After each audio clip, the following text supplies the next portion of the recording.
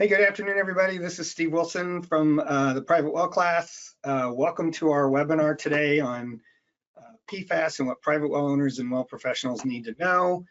Again, we're from the State Water Survey at the University of Illinois, and this program and all the work we do for the private well class is funded through RCAP and the Rural Community Assistance Partnership and US EPA. So we have some guests today. I'm going to go through my slides here at the beginning and then turn it over to them. This webinar is part of our national program with RCAP. We're kind of the online side, and RCAP does a lot of boots on the ground work. And today, this is the first time we've held this webinar. Katie, can you hear everything okay? And is it moving forward? Yep, everything looks great and it sounds great. Because I still have a button that says attendees are on hold. It looks like everything is it's going. Okay. Progressing normally. Yep. Yeah. This is the first time we've held this. We brought in two folks that are PFAS experts who are gracious enough to show up today, and I'll introduce them in a minute. This is being recorded, and it will be available on our privatewellclass.org website as well as our YouTube channel. And if during the webinar today, if you have questions, we are going to answer a lot of the questions that the folks who registered and ask in advance. But if anything comes up today that's a new question that you want to ask, or something that you don't understand or whatever it might be, put those in the chat or the question box, and Katie's going to track those, and we'll do that at the very end of the webinar and try to get to those. Okay. As far as CE guidelines, if you're an EHP, we offer Illinois LEHP credit for this webinar, 2 hours, as well as through NEHA. And there's no two-year worry here for repeated webinars since we haven't done this before. Just email us if you're interested in getting the forms or the slide deck or a certificate of attendance. If you're not an EHP, we do offer certificates to anyone who wants one. Just email us at info@privatewellclass.org. Okay, so our two guests today are Jacqueline McDonald Gibson, who's the Twisdale Family Civil Construction and Environmental Engineering Department Head at North Carolina State University, and Jennifer Hopenick-Redman, who's Senior Director for the Environmental Health and Water Quality Program at RTI International. These folks are working on a bunch of PFAS work, looking at groundwater and wells, and we're very fortunate to have them today participating in this. They can answer a lot more questions than we'd be able to related to PFAS. I'm Steve Wilson. I'm a groundwater hydrologist here, and Katie Buckley's with us as well, who is part of my team, and she's an water resources outreach specialist, and she's going to track those questions. She'll also work with you for your CEs, and basically did everything to set this webinar up today. So thank you, Katie. I want to mention RCAP, who they are if you've not heard of them before. The Rural Community Assistance Partnership is 6 nonprofits that operate around the country, and those are the states they work in by color there. And what I'll mention, there's one question that someone asked in the questions about RCAP related to if they would sample for PFAS when they do private well assessments. That's going to vary by region. They each have, they're kind of independent nonprofits that loosely work together with us on this program. They all use different labs. They all have different setups, basically, with how they've evolved their program. I think all do testing, but some may just do testing for inorganics and metals and not for PFAS, but unless there's a good reason, like, you're near an airport or one of those things. But it's something you need to discuss with the regional lead. So if you'll email us, I can get you to that person in each of the 6 regions, or you can find them on their individual websites as well. And so the assessment I just mentioned, it's 18 sections. It's like this is just the front page of it, but it's like a sanitary survey, but for private wells. It's voluntary. No one else sees your information.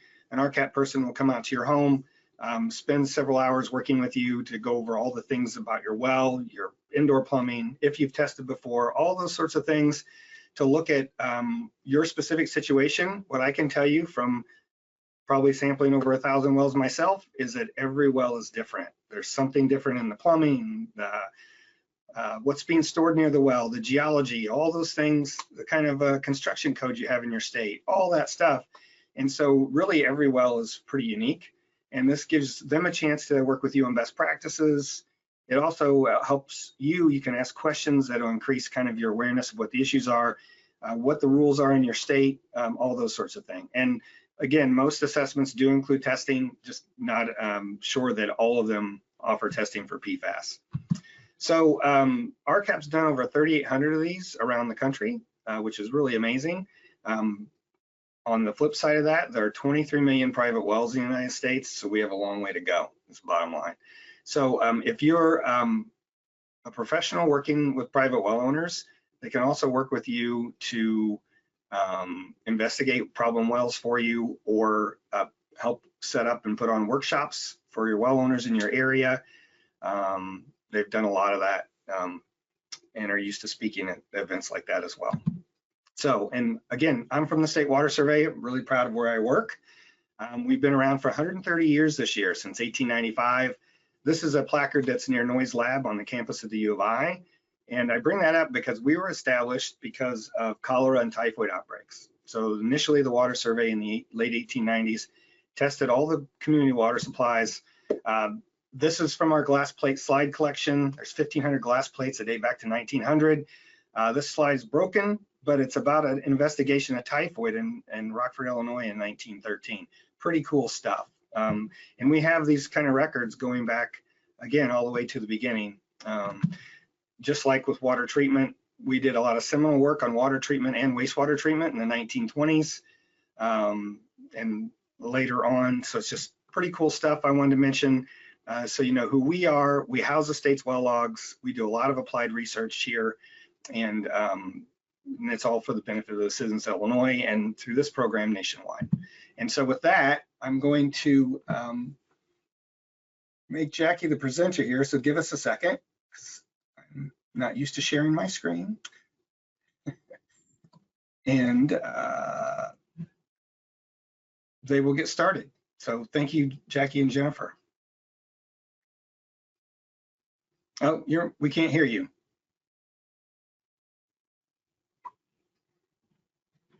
Okay, can you hear me now? Yes, thank you. All right, great. Well, thank you so much. It's a real honor to be here. Thanks for inviting us, Steve.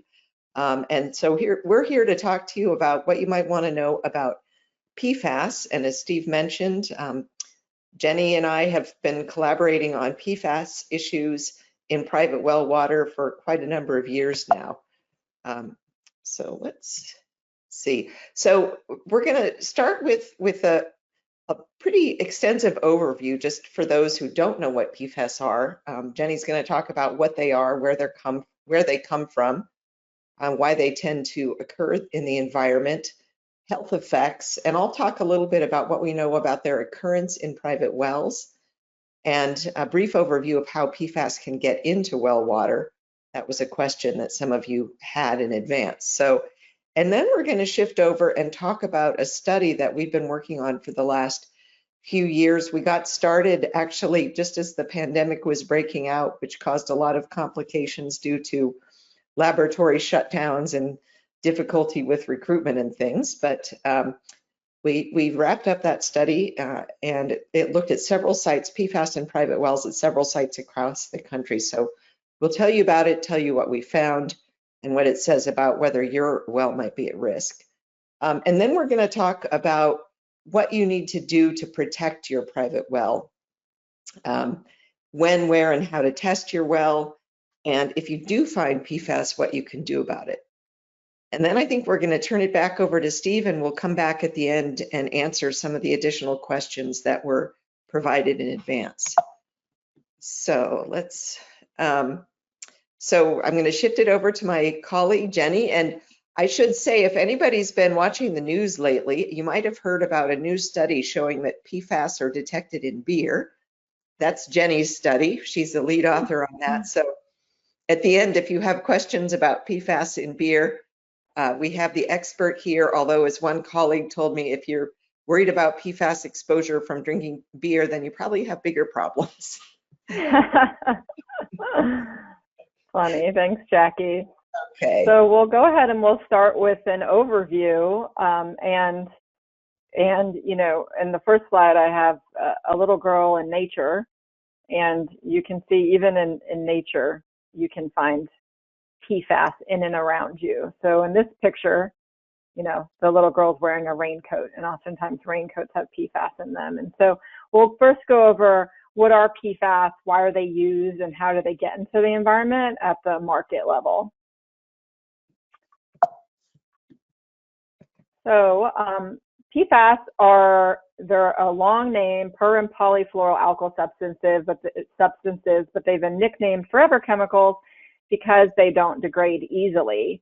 They are organic chemicals. They were synthesized. They're not natural in our environment, unlike petroleum, for example, which we find naturally.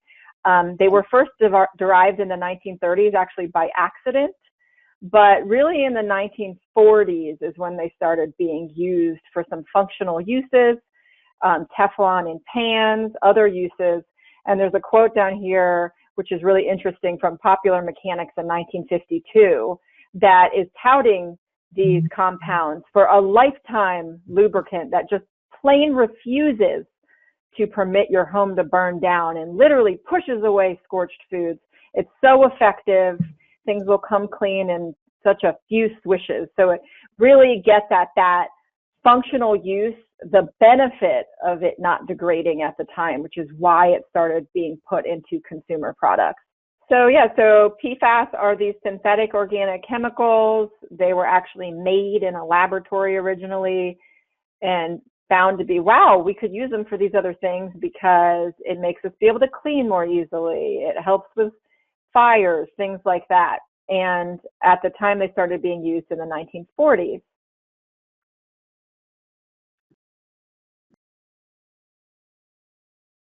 So there's a variety of uses that they've had. You know, most people have heard nonstick pans were really the first thing in the early 2000s where there started being talk about, should we be using this in nonstick pans?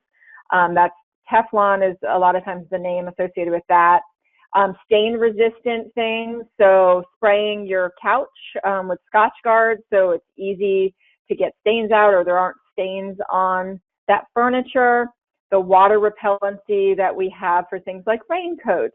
It's also oil repellent, so it could be helpful in industrial purposes. We can use it for cleaning as a surfactant. And then also because it's heat resistant, it's been used globally, really, for foam-based firefighting supplies.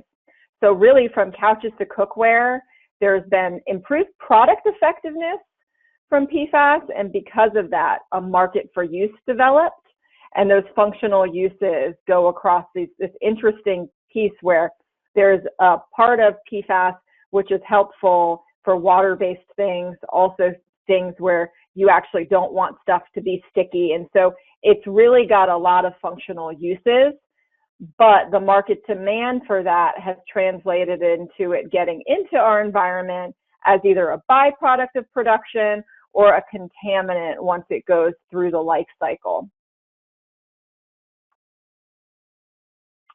Some recent work that we've done to help contextualize the universe of PFAS compounds is with the Consumer Product Safety Commission. And in that work, we were able to identify over 16,000 PFAS compounds. So you often hear about a few compounds, but it's important to know that this is an overall class of substances that has been used, and therefore there's other substances outside of the ones that you hear about typically in the news, or that even we're targeting with some of these specific lab methods. And then going further, we actually identified over 28,000 consumer product patents. So these are products that have been listed to potentially have PFAS in them to help with their functional use. And then we have just under 1,000 reported uses or detections of PFAS in consumer products, and that research continues to grow. And if you're interested, you can check out the QR code on the last one in the next slide as well. and it's there. And then the next thing we did is we really looked at overall PFAS production, release, and trade to get an understanding of market trends. And so that we put in a mapper story tool that's also available at the QR code if you'd like to go around and click on things. And I'll show some screenshots on the next slide. So this first slide shows domestic PFAS producing facilities. And what we did is we used publicly available data, but this has never been shown in a mapper before. And so this is importantly data that has been reported by facilities that's not considered confidential business information. And with that, we're able to see that there's a significant amount of manufacturing that is happening, particularly in the East Coast of the United States. And so the red there shows chemical manufacturing as the industry type. There's also things like importing at bulk terminals. You can see in Florida, for example, coming in and out of the Caribbean. And the size of these shapes shows the amount or the volume that we see. On the flip side, this is releasing facilities. So we have facilities in the United States that are manufacturing PFAS itself or products that contain PFAS in them. And when that's happening, you can also have some releases either into water that's called effluent or into air that's called emissions. And we're able to use that data as well from publicly available data sources and map it to see what else we find, which is still that many of the releases in the United States are focused on the eastern half of the United States. With chemical manufacturing, there's raw materials and equipment manufacturing and other sources, including textiles, for example. So overall, we identified that there's over 16,000 types of PFAS compounds. That's important to know. Waste management is the #1 releasing industry, which makes sense. This is kind of the life cycle of PFAS. But going upstream, where does it start? And it starts with chemical manufacturing for that market demand. And then as consumer products get used, they get made, there's a waste management component of that. And where does it go? And some of that ends up getting into our environment and potentially into well water. So by the numbers, we found that PFAS production is concentrated in the chemical sectors, predominantly, especially the eastern US. About 2.5 billion pounds of PFAS is manufactured or imported annually in the US, and 12 trillion pounds produced annually on average. There's about 5 billion pounds that has been reported to be released in the environment in a decade that we were able to grab that publicly available data. And so those are known releases. So if you're thinking about that, that's quite a lot of PFAS that's known to be released into our US environment. And estimating the overall quantity provides an indication of potential accumulating concerns into things like water. So now I'm going to share just a few slides to give you a conceptual model of where PFAS could be going from source to pathway to exposure. So we talked about there's consumer products and industry. There's also firefighting foam that's used across the US. So this can go into our indoor environments. It can go into water and waste management areas, and then it can go directly into our environment as well, or into agricultural areas for farm field application. And that then can get into our food and drinking water. So overall, we can have human exposures across the spectrum from our environment, the outdoor environment, the indoor environment, and then also what we are directly consuming. So on the left here is a graphic that we had for Consumer Product Safety Commission. For those of you that are interested in like how exactly does this happen? Do I end up ingesting things potentially in my environment? You're welcome to look at that. And then if you look at the indoor household, there's potential exposure pathways that go beyond water sources because we're still bringing in products that potentially contain PFAS in them. So things like bedding, nonstick cookware, personal care products, children's products, other furniture, food packaging, and then also drinking water. The health effects that we're really concerned about with PFAS, they span non-cancer effects and cancer issues as well. So there are issues associated with breast cancer and testicular cancer, for example. You can see on the left there, based on research studies, there's been talk, especially during COVID, about decreased response to vaccines being an output, low birth weight for babies, for mothers, increasing the chance of preeclampsia, that's high blood pressure during pregnancy, for everybody, increasing the risk of thyroid disease, high cholesterol, liver problems, and it goes on as research goes on and potential health effects. So on the right, you can see that PFAS exposures are associated with health outcomes, and they are known to stay in the body, they can accumulate in the body, and those non-cancer health risks over time can translate into, as well, increased risk of cancer. Okay, and now Jackie's going to talk about how PFAS get into well water.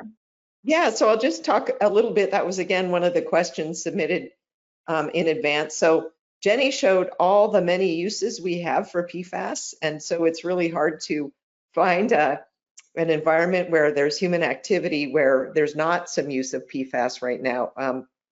But then there's many ways this PFAS can get into the environment. As Jenny mentioned, the number one use is really in the manufacturing industry, chemical industry. So in this schematic, you just see a industrial plant here with some stacks. They could emit, PFAS can be emitted through the air, and I'll talk more about that later. We have a big problem with that here in North Carolina. Can be disposed of in waste from industrial manufacturing, used again, as Jenny said, in firefighting. So airports, Air Force bases, you tend to see it. PFAS also can accumulate in solid material from wastewater that your municipal wastewater that may collect discharges from households and industries. And then from there, biosolids from this waste for a long time now have been reused as fertilizer on agricultural land, so they can, get onto the land that way from wastewater treatment plants.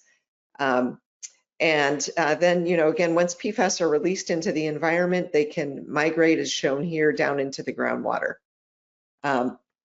So there's many sources and ways that PFAS can get into private wells. I'll say that compared to what we know about PFAS in public water supplies, there's still not that much information on PFAS in private wells, although certainly the amount of information is really increasing. So the largest national study to date was just recently published in Science magazine by scientists at the US Geological Survey. And it tested about 2,200 private wells. That's about 1 in 10,000 of all the private wells in the United States, so not that many. And what they found is that about 17% of the wells that they tested had any PFAS. And they also tested public supply wells, and the prevalence of PFAS in those was much higher. Again, this is detection of any PFAS, not necessarily at a level of concern. But again, you can see the sampling is pretty sparse. It does seem from this work that PFAS are less prevalent in private wells than in public supply wells, and my suspicion is just that is because private wells tend to be located in areas without as much human activity. People also asked about kind of what are the safe levels, and how much should you, if PFAS should cause you to worry. Again, Jenny mentioned there's a variety of health effects, and you could see from her slide that there's a lot we still don't know. And based on the best information to date, in 2024, the EPA issued regulations for PFAS, but these only apply to public water supplies. I'm showing the limits here, and the regulations only considered 5 individual PFAS and then 1 mixture. But the levels that they set were very low. Recently, you might have read in the news on May 14th, the current administration basically put a pause on all but 2 of these for PFOA and PFAS, and these are kind of the longest used of these chemicals. They're called legacy PFAS for that reason. Now we're going to talk about our study, again, because there's not that much known, and 5 years ago when we got started on this work, there was even a lot less known. We really set out to try to understand how do PFAS risks to private well water vary across sites, and what are the main factors that influence PFAS occurrence in private wells, and how important is private well water as a source of exposure given all of the other ways that people might be exposed. So these are the questions that we set out to answer. And we really had 3 large objectives. It was a multi-part study, but the first part was to conduct a rural citizen science PFAS monitoring campaign for private wells. So we enrolled participants from different communities across the country. The second part was to see if we could use what data are available, including what we collected, to figure out whether we can tell people what factors are likely to influence the risk that PFAS will occur in their private well water. And then the third, again, as I mentioned, was to figure out, well, how important is well water compared to all the other ways that somebody might be exposed? Like Jenny showed in that house, there's many other consumer products and so forth through which people can be exposed to PFAS. So we had a wonderful team for this effort. Jenny and I were the leads. The lead PFAS chemists who really know the PFAS chemistry on this were Shamindu Liana Paturana at RTI and Amina Salamova, who's a professor in the School of Public Health at Emory University and an environmental chemist. We had a very large team, and I'm just showing some of the key players here, but none of this would have been possible without this absolutely fantastic team. I mentioned that we tested private wells in multiple communities, and what our study was really designed to consider the effects of different kinds of potential PFAS sources, and then compare what PFAS in private wells in areas near those sources might look like compared to a background site where there are no known PFAS sources. So we had these 4 communities, starting from the left. One was in Spokane County, Washington. And this is a community where private wells have been affected by PFAS long used for firefighting at an Air Force base. And there's about 60,000 people in the surrounding area relying on private wells. Our second case study site was a very historic site in Washington County, Minnesota, which is where the 3M chemical manufacturing plant is located. They used PFAS in Scotchgard and other products. They manufactured PFAS at this site and also disposed of their waste, some of that containing PFAS at multiple landfills in the areas. So about 47,000 well owners in that community. And then in the middle of the country, our background site, at the time I was at Indiana University, which is in southern Indiana, and we weren't aware of any known major PFAS point sources there. And so we thought that would be useful as a reference point. Bloomington, Indiana is in a karst geology, so there's not that many people relying on private wells in the area, but about 7,400 in the county. And then the last one, close to where Jenny and I are now in North Carolina, Robeson County, North Carolina, is very near a Chemours chemical production facility that has been a major source of PFAS exposure in North Carolina. And there's about 40,000 people relying on private wells in this county. So in each county, we had a community advisory board with representatives from local health departments and other organizations concerned about PFAS.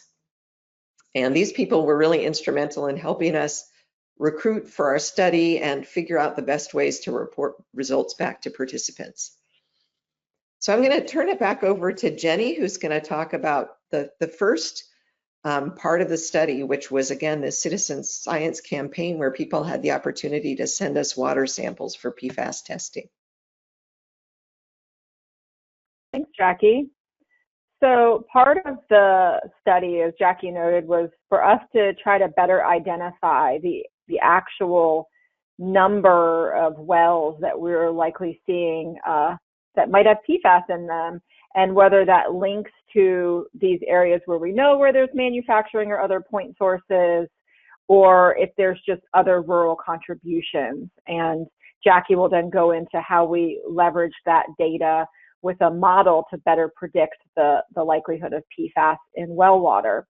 So to start, we conducted a rural participatory science campaign for private well users to sign up. And we engaged them in outreach directly by phone, by email, and by mail as well. And then we also had a website online. You can see the QR code there if you're interested about some of our information from the website. And we were able to reach the threshold that we wanted to for the study. So we were at about 300 households, and then we ended with 270 that completed the study across those 4 case study communities in the 4 states. So once folks signed up, we sent them a mail-out test kit along with on-demand video training, and we had a webinar as well with a live question and answer session, and we had a prepaid return mailing label as well as ice packs. So you can see in that box, it was easy to set things on your porch and have things go back to RTI laboratories for us to analyze them. We analyzed them using an approved EPA method called 533 to look for 25 specific PFAS compounds. So back to what we were talking about at the beginning, there's over 16,000 PFAS compounds that we've identified, but these 25 are known to be in water, and especially a few of them that Jackie mentioned that had had the health standards applied to them. We know that they're of concern. There's a lot of data about them, and so these 25 were targeted to analyze in the water sources. Our results will be published in a study that's been submitted to Environmental Science and Technology. It's in review, so you can take a look at that, but we will be sharing some of the results on this webinar today as well. So we ended with, again, 270 samples. We had 74 from Washington, 91 from Minnesota, 34 from Indiana, which was our area where there wasn't known PFAS from manufacturing or other facilities, and then 71 in North Carolina. So now I will share some results with you. So PFAS occurrence varied by site. The occurrence was at the background sites was similar to what we found in the U.S. Geological National Study.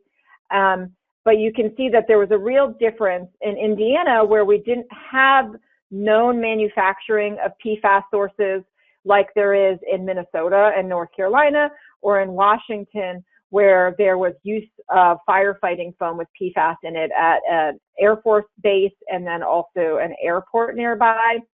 So there was a difference there. We did see a higher number of samples, the highest in Minnesota, around the manufacturing facility there. And then when you look across all sites, there was about a 63% chance of there being detectable PFAS. That means at least one compound in the well water sample.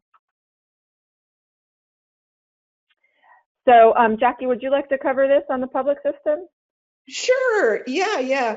This is just, again, up until May 14th, there were new standards put in place for PFAS and for public water supplies. And so we thought that our participants would be interested in knowing how their well water compared to those standards. And so, again, the two that remain in effect are these first two columns, PFOA and PFAS. And this is just showing that for the different sites, there was different kind of risk that a water sample would be above one of these standards. So Oh my goodness, I think I've reversed these. Sorry about that. This should be reversed. So Monroe County, Indiana should be the bottom line. I apologize for that. And that should, so this is the bottom line with the lowest levels is Monroe County, Indiana. Robeson County is this one. And I do apologize for that. But I think the bottom line is that the prevalence of PFAS at levels that might cause concern was lowest at this background site, Monroe County, where we really don't know of any major sources. 3% of those wells had PFAS that was above the EPA standard, but for all the other PFAS levels were below that. And what you could see is that if you looked at all of the sites, the other sites with known sources, there tended to be a higher proportion of wells that had concentrations of PFAS above the health-based standards. So actually, I see what's going on here. So this first row is Spokane County, Washington, and then the next one is Washington County, Minnesota, around the 3M facility, where you really saw that a lot of wells had high levels of PFOA. And then after that is Monroe County, Indiana, and then after that is Robeson County, North Carolina, again, a site of a chemical, PFAS chemical manufacturing facility. And then the bottom row is all sites. So what we did see is across all sites, these PFOA and PFAS tend to be present more often and at higher concentrations than the other PFAS. Thanks, Jackie. And so Jackie was showing some of the specific compounds we analyzed across what some of the health standards or guidelines are. And then this slide is showing the total amount of PFAS we found in each well water sample and where that fits across these case study communities. So once again, so from left to right, it's Washington, followed by Minnesota, Indiana, and North Carolina. You can see in Minnesota, we found the highest levels of total PFAS in this manufacturing area. And these were communities living in, suburban, peri-urban areas that actually had well water, but further out from where the manufacturing was, but there was still in effect a diverse number of PFAS compounds and at higher levels. And then following that, we were able to see that in the Washington communities in Spokane County and in Robeson County, North Carolina, we also had levels that were much above what we found in Indiana in an area without known manufacturing or releases of PFAS compounds. And each of those dots are individual well samples. And you can see is in the box is what's in between the 25th and 75th percentile. So the majority of the samples fell within that box. So for Minnesota, that means that the majority of the samples were above 100 parts per trillion. So that's much higher than what those health guidelines were for a few of those PFAS compounds. And this is the sum. And there is not a health guideline for the sum of PFAS, but it gives us an overall indication of where this falls across the spectrum in the communities. Then looking further, we also wanted to look at the types of PFAS, so kind of the signature of PFAS compounds in these communities.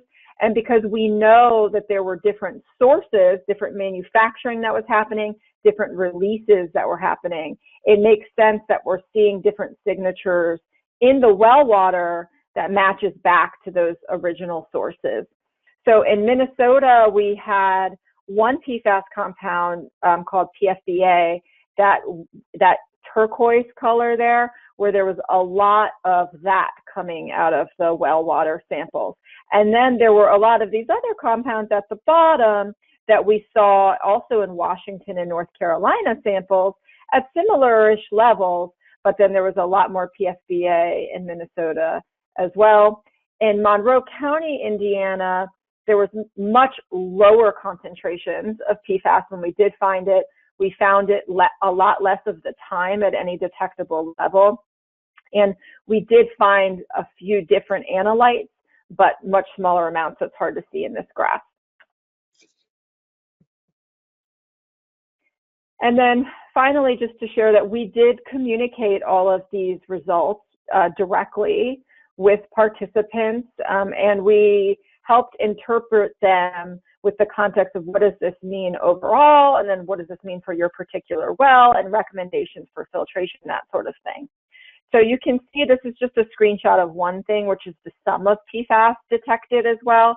So you can see these case study communities on the left, and people were able to compare their results across others in their community and other states. And then we showed that the dotted line is the detection limit, and definitely we did see in each case study community, there were wells that did not have detectable PFAS for this targeted analysis that we did. But especially in North Carolina, Minnesota, and Washington, a lot of the samples did have detectable PFAS.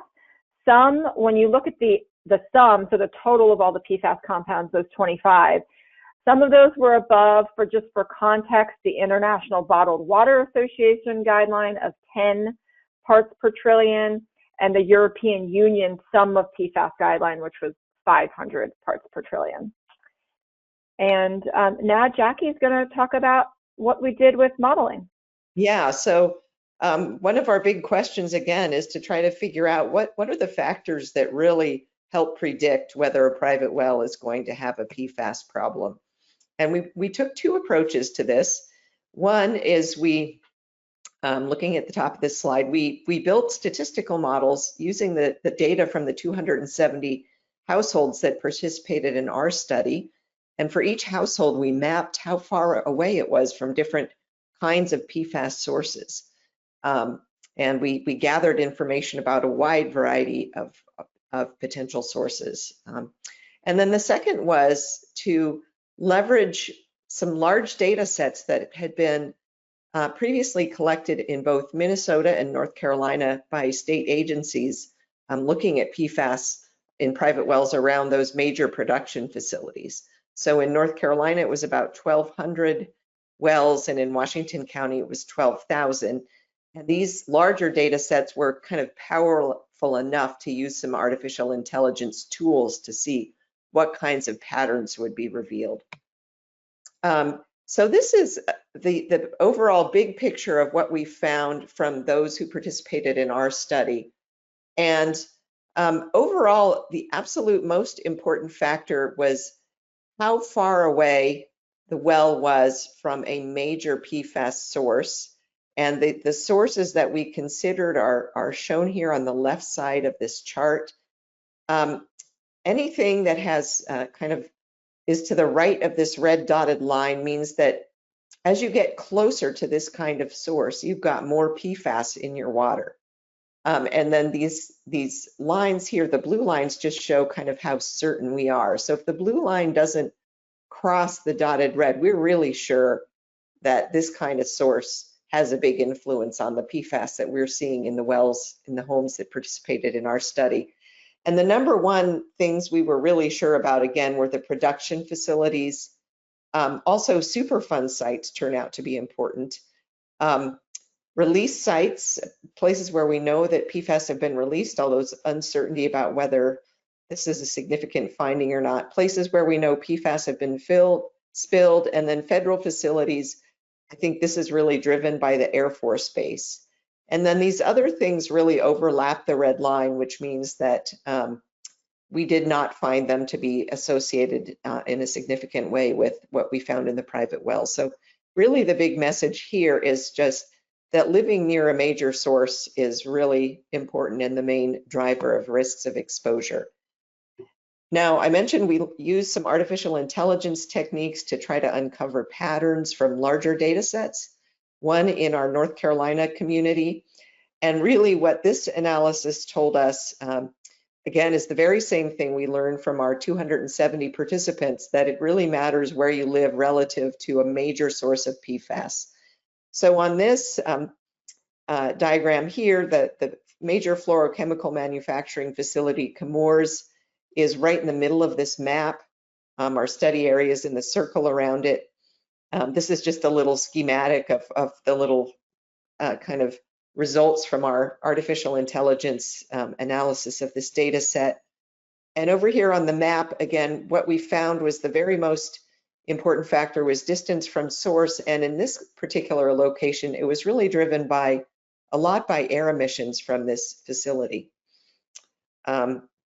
And if anybody wants details on this, the results are actually published, and there's a reference here. I think Steve is going to share these slides later. In Washington County, Minnesota, which again is where the 3M site is located, these little yellow dots show where the state had sampled wells for PFAS. The orange or the red triangle on the lower part of the map is the 3M facility. And then there's also 4 sites where waste from the 3M facility was disposed of around the area. And I'm not showing you the resulting model here, but the message from it was loud and clear that the biggest drivers of how much PFAS was in these particular wells was how close they were to one of these sources, the 3M facility or one of the places where 3M was disposing of its waste. And there's 2 articles on that if you want to learn more. So I think in summary, what we really find is that living near a PFAS source is really the main driver of risk. If you're far away from any known sources or potential sources, then you've got a lot less to worry about. All right, the last thing that we wanted to do is again figure out how much private well water in areas that are affected really contributes to the amount of PFAS that people are being exposed to. And then to develop some mapping tools to help people figure out, are they in an area where they should be concerned about PFAS? And so to answer this question, what we wanted to know again is, if you're relying on a private well and there's PFAS in it, how much of your overall consumption is coming from your well water? And so we built a computational model for this work, and we used data from our 270 study participants, the concentrations of PFAS that we measured, and then the other ways that people might be exposed. Jenny talked about food contact materials like microwave popcorn bags, treated carpets, indoor dust, that's from consumer products used in the home, and PFAS can degrade from these and be present in the dust. And then some PFAS actually are volatile or can be suspended along with aerosols into indoor and outdoor air. So we wanted to know again, how important is water? And I'm just going to show you the main overall finding from this. This shows what percentage each of these of people's exposure is coming from these different sources. So the important one for us is the blue bars, that's private well water. And the longer this blue bar is, the more exposure is coming from private well. The other really big one is food, and that's green. And this is based on our 4 different study sites. So Washington County, Minnesota, that's the 3M facility. Robeson County, North Carolina with the Chemours facility. Spokane County, Washington with the Air Force Base, and our background site, Monroe County, Indiana. And what we found is also age really matters in your exposure, because your exposure patterns really differ by age. So you can see from this that the groups that might be most vulnerable to PFAS in private wells are the really young age groups. So these are just infants down here, the lower part, and older people. So 60 and over is at the bottom of the chart. But what you can also see is that, again, this really consistent message that we're seeing, the most important driver of whether PFAS is really, drinking water is an important exposure route, is really how much PFAS is in your water, which is driven by whether you're in an area that's affected by a major source. If we look at our background site, Monroe County, Indiana, there's very little exposure from private well water. Most of the exposure is coming from food.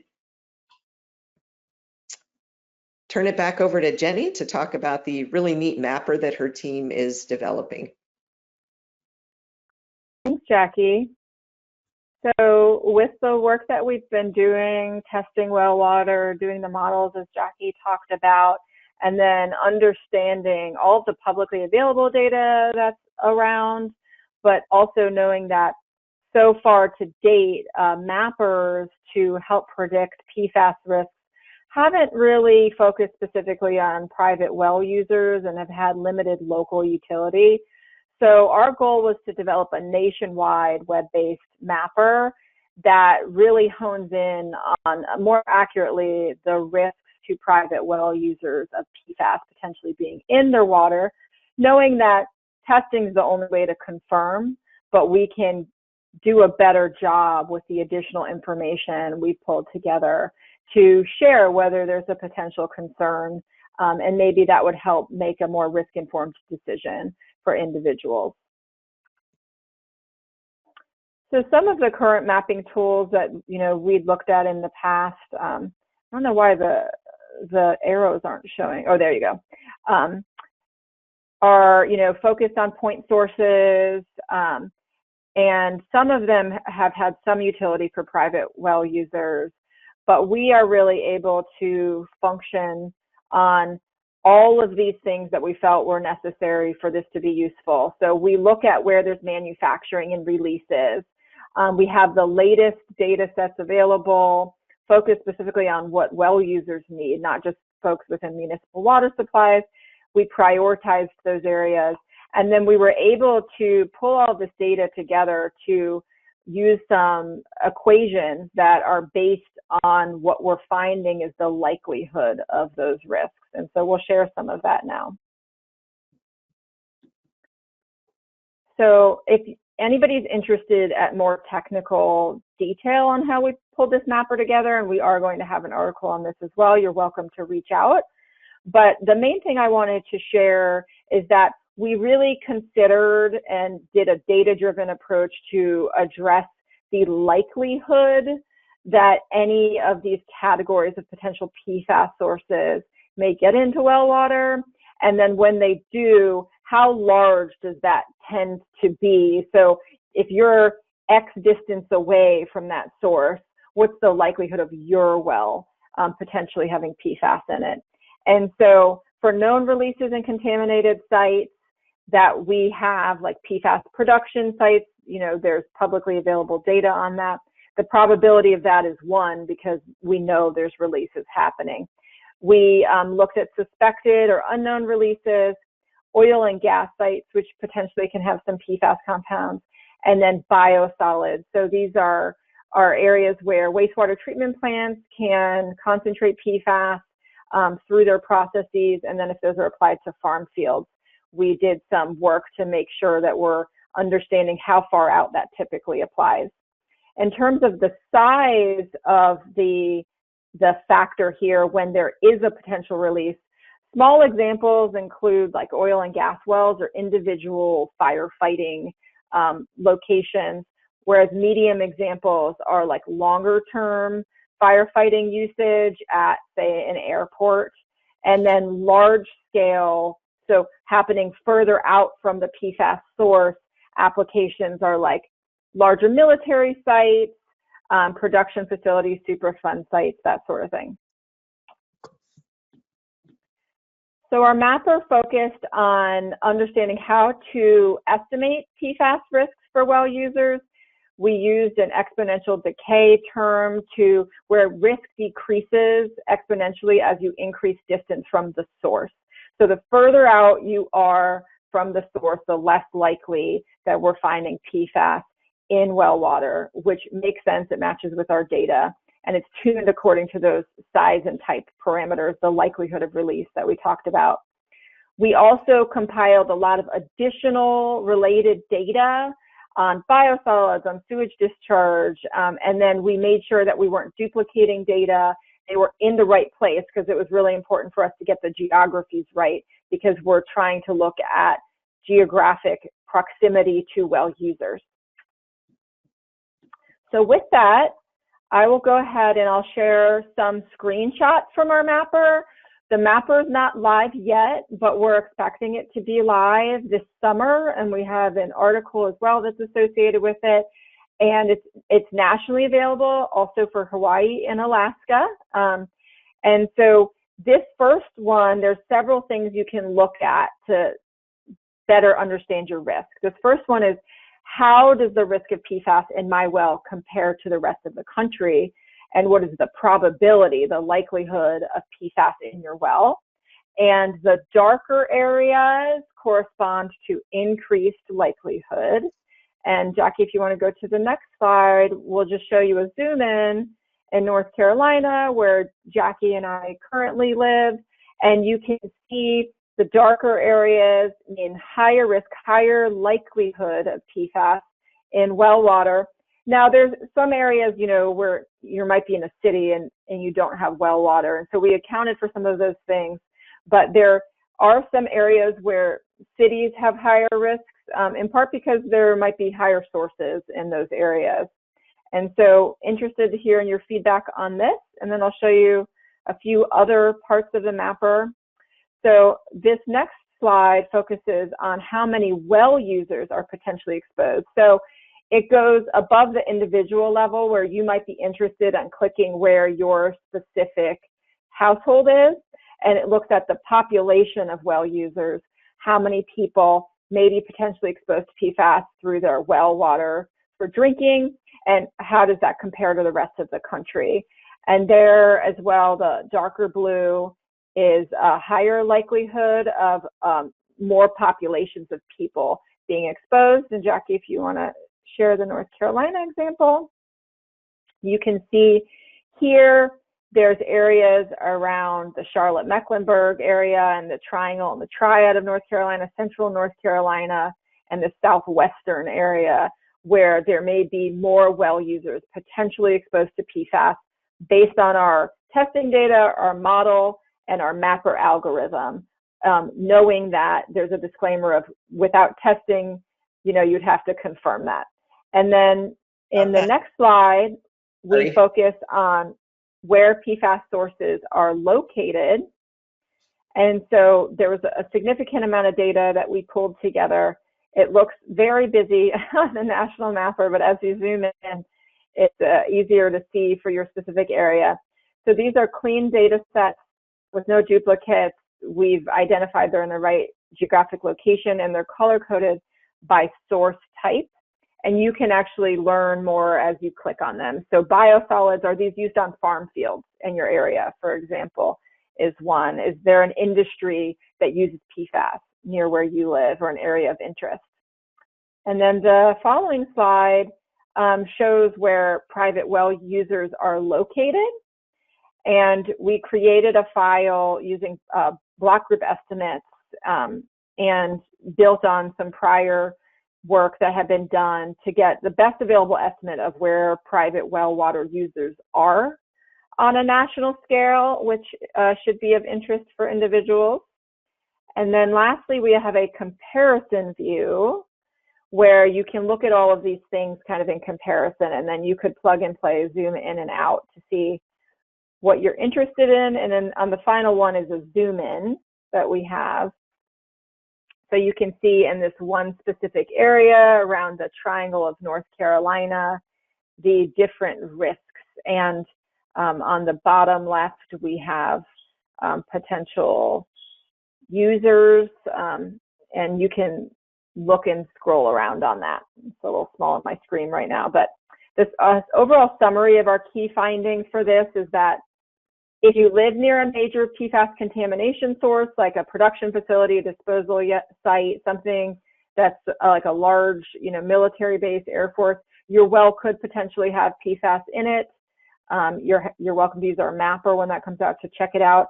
Risks are very low or lower if you're not near a major site, and our mapper will be available later this summer to help you. And so now Jackie and I will go through some steps you can take to protect your private well, when, where, and how to test, what to do if you find PFAS in your well, and using some of the questions that we've seen already. So first things first, if you live near a known source of PFAS, you may want to consider getting your water tested if you're concerned. You can use our mapper if you want to think about it before making any decisions when that comes out, and you can get your water tested. Now, how do you get your water tested is the next question. A lot of states have lists of certified testing labs in your state, and so you can look there. The cost for PFAS testing is higher than cost for some other testing like lead testing, because, you know, we've talked about these are a lot of compounds. You're kind of testing for more than one compound, and there's work there. But you can look within your state, I would start with. At RTI, we do have a testing laboratory where we do this work as well, and we continue to get a lot of interest and requests as well. So if you are interested, we could potentially test your water as well. But I think starting with your state is a good idea. We have mail-out test kits. I would definitely make sure that if you are getting testing done, you know that the lab is accredited, it's a certified lab, it's doing it in a way where you're getting good data. So it's helping you make a risk-informed decision, because it is a costly thing to do. And how to test. So what we do in our lab is people let us know that they're interested. We send out mail-out test kits with training on how to do it, like I showed before.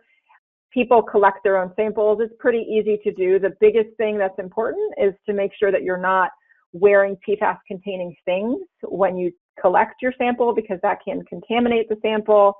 We actually have an additional bottle that we use where you take the bottle that has water in it already and you dump it into another bottle, and we check that to make sure that's not contaminated. If it is, it indicates you maybe had some personal care products or lotion or a raincoat or something on that contaminated your sample.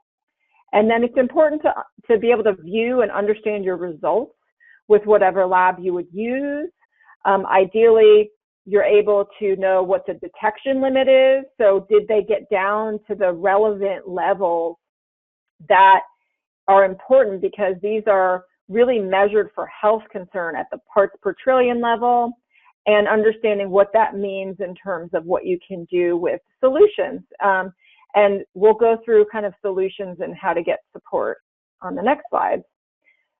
So for this study that we overviewed today, we provided risk-informed results where we provided recommendations that if well users had PFAS in their water that was below 200 parts per trillion, it is likely that an activated carbon filter would be effective to remove PFAS once you install it and maintain it.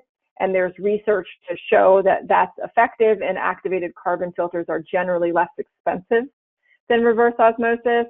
For households that were above 200 parts per trillion, we then did recommend a reverse osmosis filter, which does a better job at removing higher concentrations of PFAS, assuming maintenance of both of these over time. And Jackie, do you want to cover this? Sure, I'll just jump in here quickly. So this work is from Riley Mulhern, who did his PhD with me and then worked with Jenny at RTI. He's now on the faculty at the University of Colorado Boulder, but his dissertation research is we actually installed undersink filters in 18 different houses with private wells, and then Riley followed and went back and sampled from these households once a month. And then there was a pandemic that hit and he wasn't able to get back for a while. And so then after a pause, he was able to get back. And what this is showing is across these 18 houses, the amount of total PFAS that was coming into the filter. Those are the pink bars. So each dot there is a household, and the pink boxes represent kind of what 75% of the houses were within that box. The diamonds here are averages. And then the turquoise here is what was coming out. And the important thing that you can see is that even as long as 250 days out from the filter installation, there was really nothing detectable at all in the water coming out of the filter. And I'll add that this was actually beyond the expected life of the filter. So you should check if you install a filter, whatever filter you install, be sure to follow the manufacturer's instructions for replacing the filter. But anyway, this very low cost undersink filter purchased at a hardware store did a very good job. And there's a publication on it if you want to see more. Thanks, Jackie. And in the image Jackie was showing, that nanograms per liter corresponds with parts per trillion, and you can see that at those levels, the activated carbon filter, as Jackie noted, worked. So overall, there are, specific considerations. Cost is, of course, a consideration. And once you install these, you do need to maintain them. So, based on the amount of water you use in your household, a lot of times manufacturer specifications will say something like 6 months or 600 gallons, but it depends on how much water you're using. So you can track that.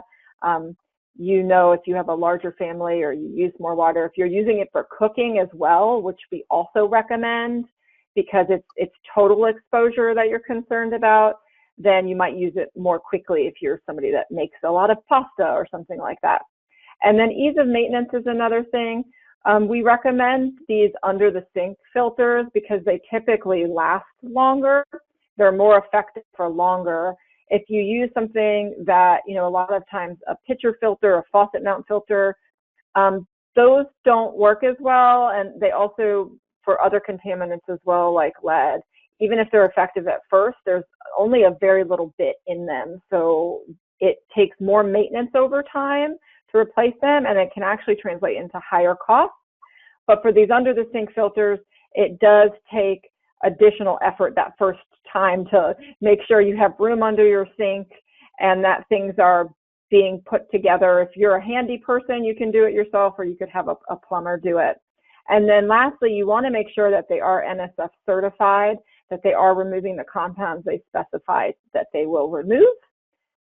And I'll share a little bit more about some general benefits and drawbacks. And then we have a few examples of filters we can share too. So overall, the benefits of using filters for PFAS is that there is proven effectiveness, that it works when it's properly maintained. It allows you to take control and do something about things, today or whenever you get the chance to do so. It's much cheaper over time than bottled water, and bottled water isn't always necessarily better, or you may not know, right? You do not know. And then there's additional concerns with bottled water potentially. And it could remove additional contaminants like lead. So these filters don't just remove PFAS compounds. They can and they will if you have them. But if you have additional organic or inorganic compounds, they'll remove those as well. Some general challenges of household water filters, and the number one thing that municipal water utilities are often concerned about for those on public water systems is that, are they going to be maintained? Because, some of you may have heard about some of the issues associated in Flint, Michigan after there was the lead crisis, and then all of these filters were installed, and then they started having bacterial growth with filters not being maintained and changed. And that can create a secondary issue, right? So it's important to maintain them according to their specifications. And those costs can range from $100 to $200 annually for most filters based on your use. But still, compared to bottled water, it is cheaper, and especially as you go up in family size.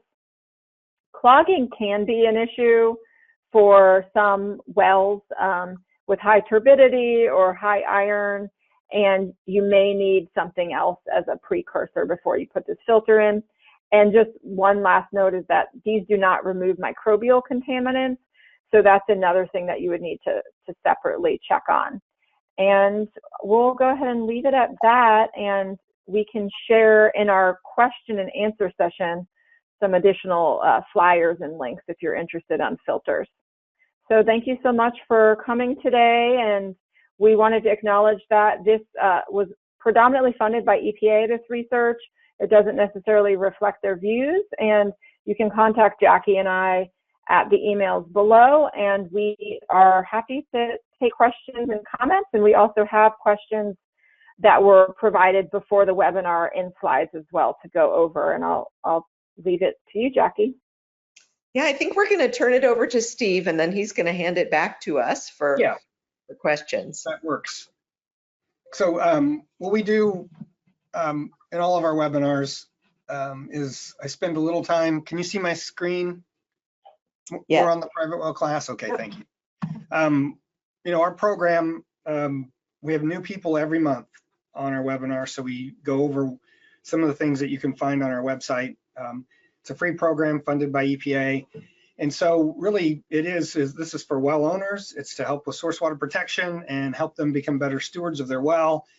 There are 10 lessons that you can sign up for that are not these webinars. They're actually mailed to you as a PDF over 10 weeks. And these webinars are really meant to serve as a kind of a reinforcement or on specific topics that benefit that. So I'm going to go over a little bit. This is our webpage. It's just privatewellclass.org. When you click on Take Our Free Class on the green button, it takes you to a page to enroll, explains what we're doing.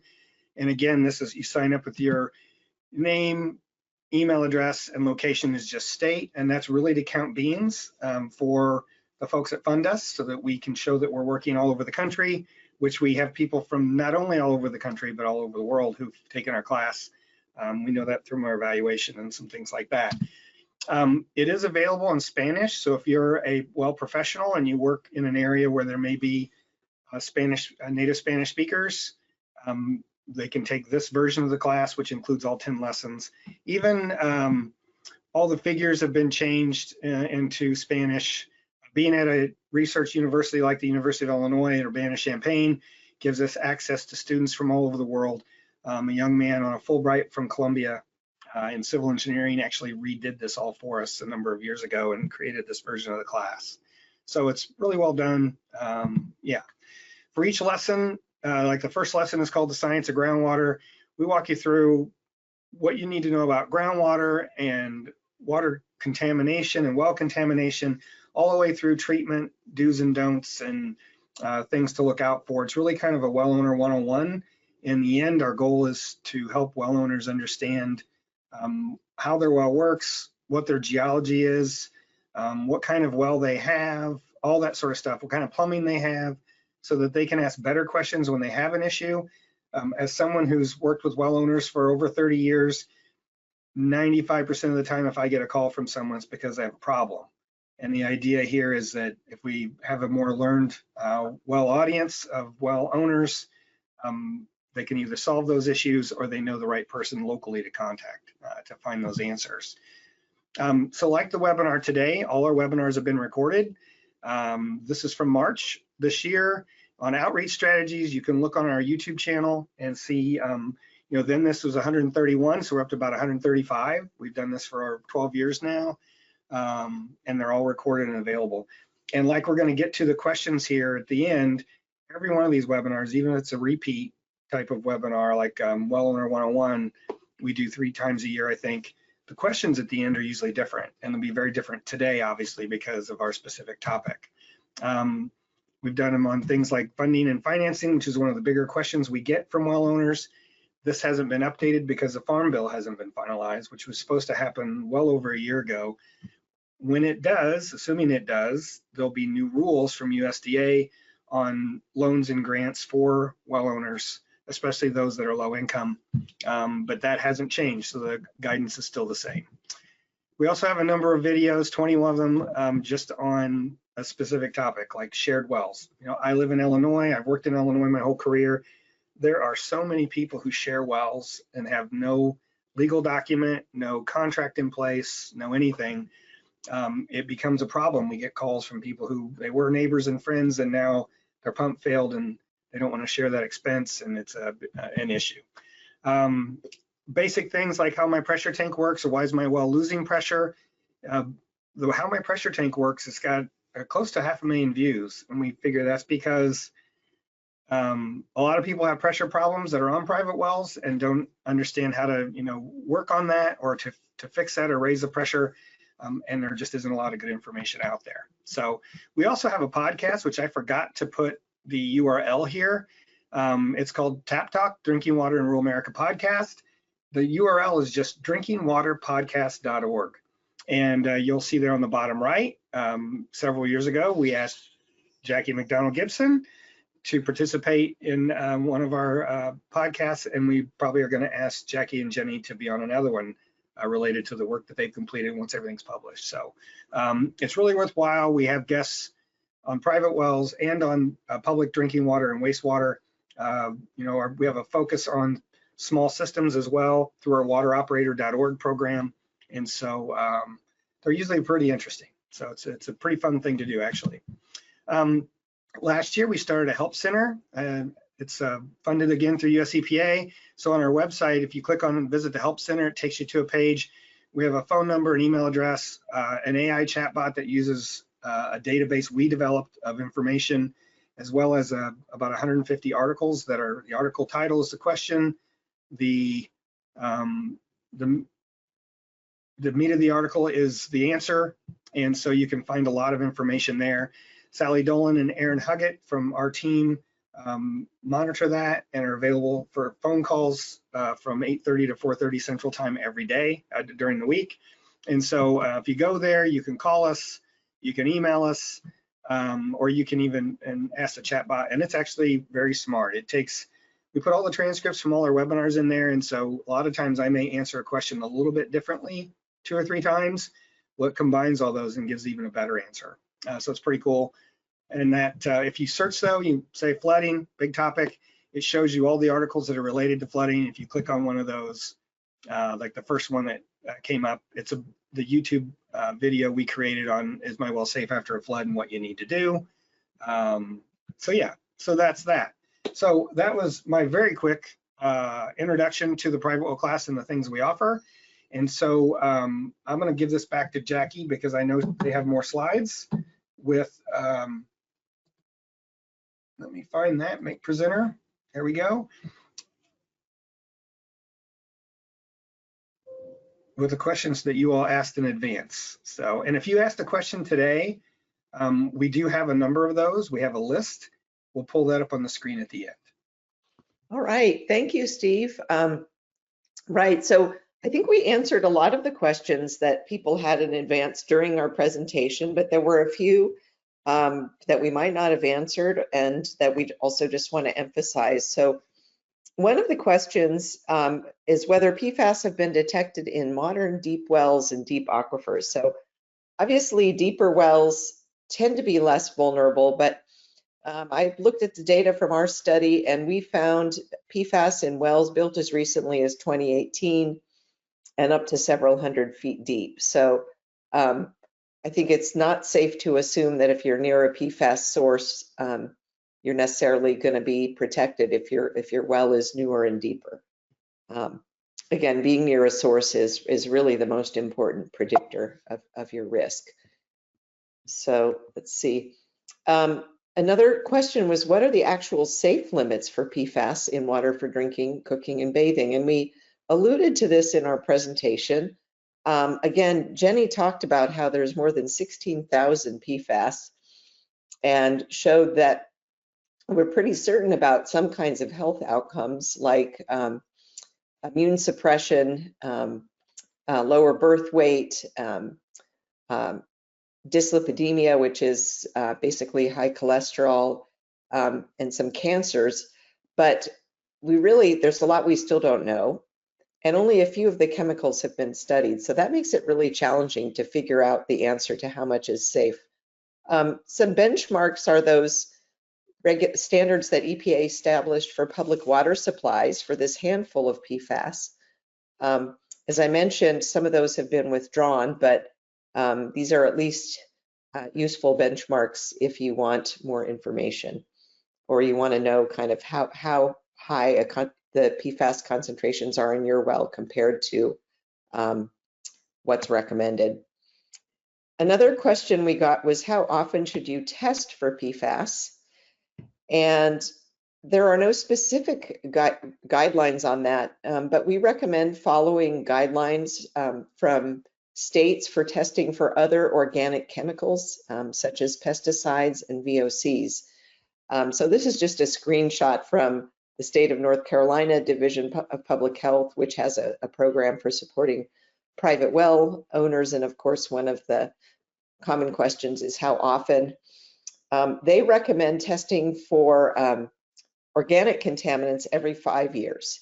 So if you test once and you don't find any PFAS and you want to know if you should test again, it might be worth, testing again in 5 years or so, especially if there's been any kind of change in land use or if you are aware of a new potential PFAS source.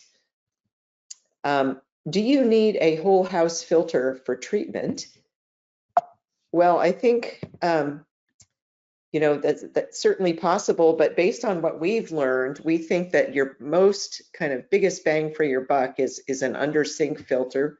They're much less costly than whole house filters. And I'm just showing this result again, because I think it helps to answer this question, where you can see that one reason you might want to treat all of the water from your house is if you're worried about like inhaling PFAS in the shower, like is, a risk for some volatile contaminants like chlorinated solvents. Another might be if you're worried about like exposure through your skin. But what you can really see here from this is that drinking the water and food are the major sources of exposure. So again, the width of the bar is sort of a fraction of a total PFAS exposure that comes from water in blue. Green is food, and these are for our different case study sites. So, based on what we know, inhalation not being a major exposure pathway for residences, unless you're working in a plant that uses PFAS, we really think that an under sink filter is just your best bet. More questions about? Thanks, Jackie. Yeah. Jenny, did you want to say something about this? Yeah, I'll just note, so as Jackie noted, we do predominantly recommend point of use filters due to cost and overall focus on consumption. So that's drinking and cooking. This is a flyer, and there's a QR code at the end of that shows we don't recommend formally any filters, but these are filters that are known to be effective. These are filters, in some cases, we do test filters before and after, and Jackie noted one of our collaborators, Riley Mulhern, as well. These are options.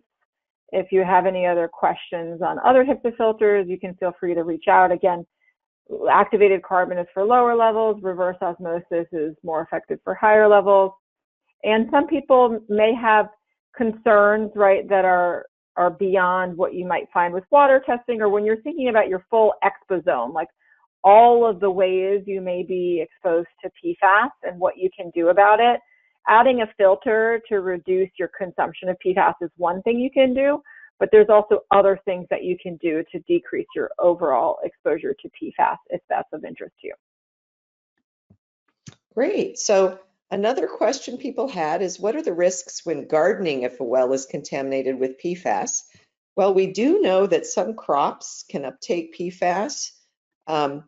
And so if your well is contaminated and you're a gardener and you're irrigating with your well water, you might want to consider another source like rain barrels. If your well is not contaminated, of course, then you've got nothing to worry about. But yes, vegetables and fruits can definitely take up PFAS from the soil.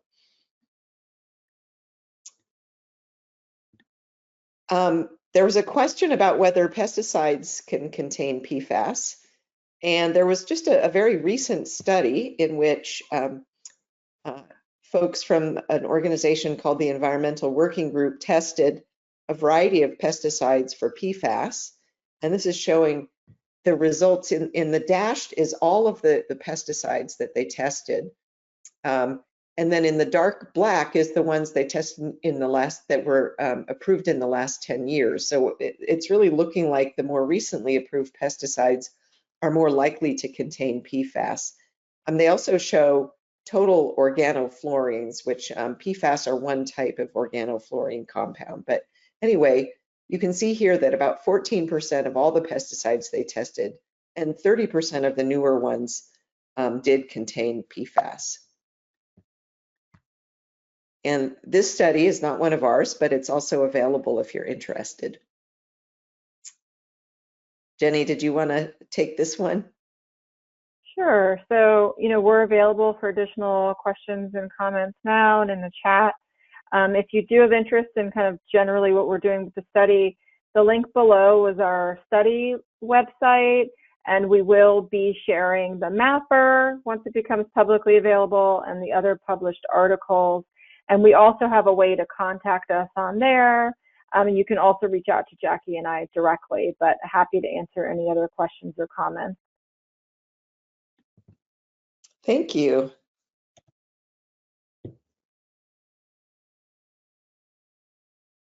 All right. We do have other questions. And so way we'll do this, I'll just put them up on the screen and I'll read them. You guys can answer if you want to, or if it's something that, there's a couple here that I think are going to be iffy related to, one's related to chemicals used in fracking, for instance. So feel free to just say that's not my area if you want, or maybe one of you is an expert and I just don't know about it. So we'll just go that direction. I have done some on that. Oh, there you go. Well, now you're committed. All right. So I wanted to mention, Jenny, you mentioned NSF, Certified National Sanitation Foundation. There's also WQA and UL that certify treatment equipment.